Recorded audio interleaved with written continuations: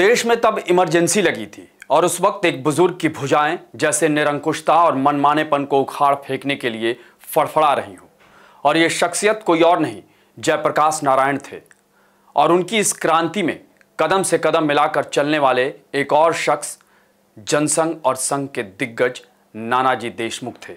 अब इसे संजोग ही कहिए कि दोनों महानायकों की जयंती एक ही दिन यानी 11 अक्टूबर को मनाई जाती है। लेकिन 11 अक्टूबर को संपूर्ण क्रांति के नायक जयप्रकाश नारायण की जयंती के मौके पर इस बार लखनऊ स्थित जयप्रकाश नारायण इंटरनेशनल सेंटर में जेपी की मूर्ति पर माल्यार्पण को लेकर समाजवादी पार्टी और भाजपा आमने सामने। समाजवादी पार्टी के प्रमुख अखिलेश यादव कहते हैं कि बीजेपी सरकार जेपी को श्रद्धांजलि देने से रोक रही है। यही नहीं, अखिलेश यादव ने बिहार के मुख्यमंत्री नीतीश कुमार से तो ये तक अपील कर दी और कह दिया कि मोदी सरकार से उन्हें अपना समर्थन वापस ले लेना चाहिए क्योंकि वो जेपी को श्रद्धांजलि नहीं देने दे रहे हैं।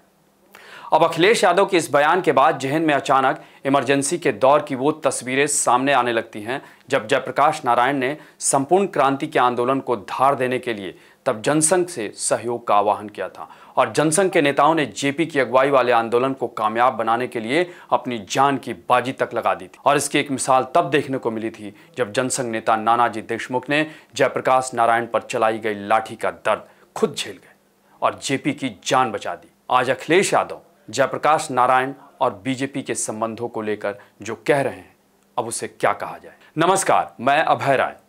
वो इमरजेंसी का दौर था, तब पटना संपूर्ण क्रांति का केंद्र बन चुका था और जेपी उसके नायक थे। उस दिन 4 नवंबर था और पटना के कदम कुआं से निकले एक जुलूस के साथ नानाजी देशमुख भी तेजी से आगे बढ़ रहे थे। तभी इनकम टैक्स चौराहे पर पुलिस ने जुलूस को रोकने के लिए आंसू गैस के गोले छोड़े और लाठी चार्ज भी किया। पुलिस ने तब जेपी और कार्यकर्ताओं पर लाठियां बरसानी शुरू कर दी। इस बीच जेपी को बचाने के लिए नानाजी देशमुख ढाल बन गए और सारी लाठियों का मार खुद पर झेलकर जेपी को बचा लिया। और उस दौरान निशाने पर जेपी ही थे। तब नानाजी ने अपना हाथ आगे कर दिया जिससे उनका हाथ फ्रैक्चर हो गया। जेपी ने तब कहा था कि अगर नानाजी देशमुख ने मेरी सुरक्षा नहीं की होती तो मैं आज इस दुनिया में नहीं होता।